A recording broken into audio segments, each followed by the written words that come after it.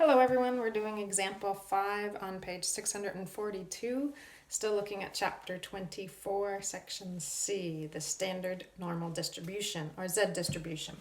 So here with this example we have Kelly. She scored 73% in history, and the class mean for history is 68%, standard deviation 10.2%.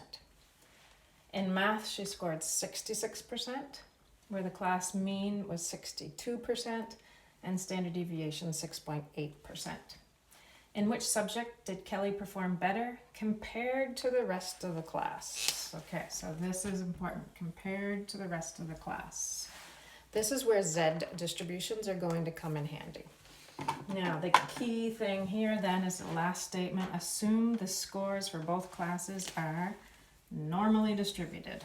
Okay, we can't think about this unless it's normally distributed. This curve only exists for normal distributions.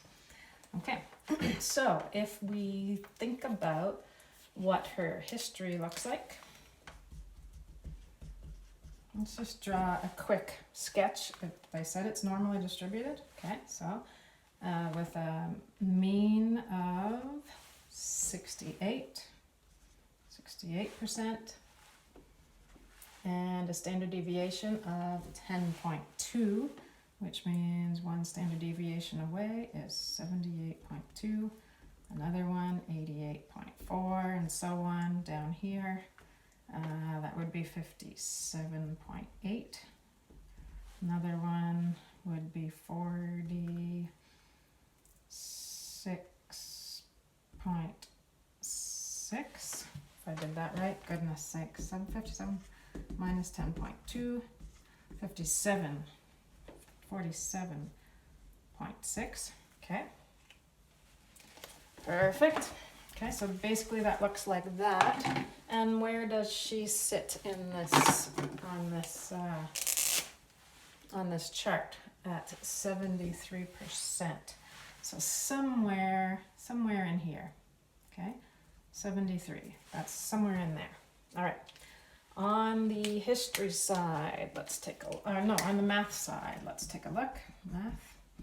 Again, normally distributed, but now the mean is she scored 66. The mean is 62. Standard deviation 6.8, which means one standard deviation away, 68.8. Another one, add 6.8 again. 65, 75.6. Subtract back this way, 62 minus 6.8. 65.2. Subtract another.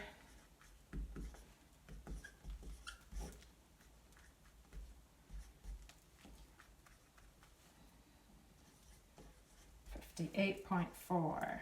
Okay, so you get the idea there. And she scored 66. So let's put her score on there again. 66. 66 is somewhere in here, but a little bit closer to the 68 this time.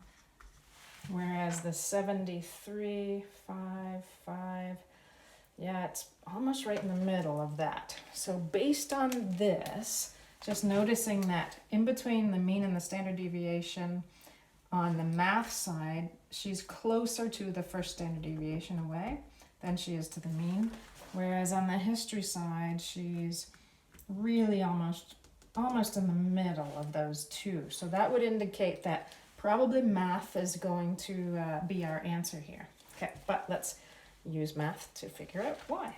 So the Z score is x minus the mean divided by standard deviation. So her x score was 73. The mean is 68. Standard deviation 10.2.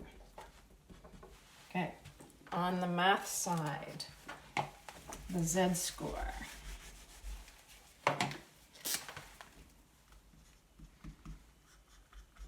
Same formula.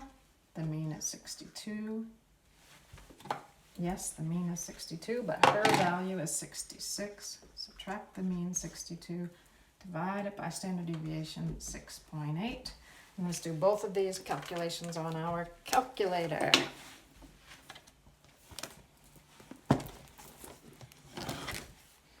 Calculator out. We have 73 minus 68. Divide it by 10.2. 0.49. So on the history side, z-score is 0.49. Okay, over here, 66 minus 62, divided by 6.8, 0.588. And I should be using 3 significant digits. There we go. There's the last one there, 0. All right, so if we think about the Z distribution for a minute, so it's normally distributed, the mean is 0, 1 standard deviation this way, -1, another one, -2, 1 standard deviation this way, 1, another one, 2. Notice that positive numbers occur on the side that has values bigger than the mean. Negative numbers occur on the side that has values less than the mean. Okay, so if a z-score is negative, we know that that value, the x value, lies to the left of the mean. If the z-score is positive, we know it lies to the right of the mean. Okay, positive z and negative z.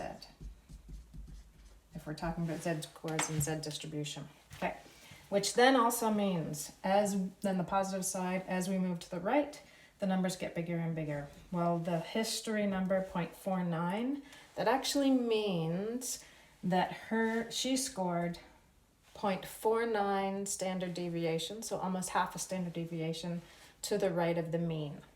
Okay, almost half a standard deviation above the mean. Over here in math, a little more than half. Okay, a little more than half, almost 0.6, to the right of the mean. So she actually scored better in math. So z-scores can be used to compare two completely different sets of data as long as both of those sets of data are normally distributed.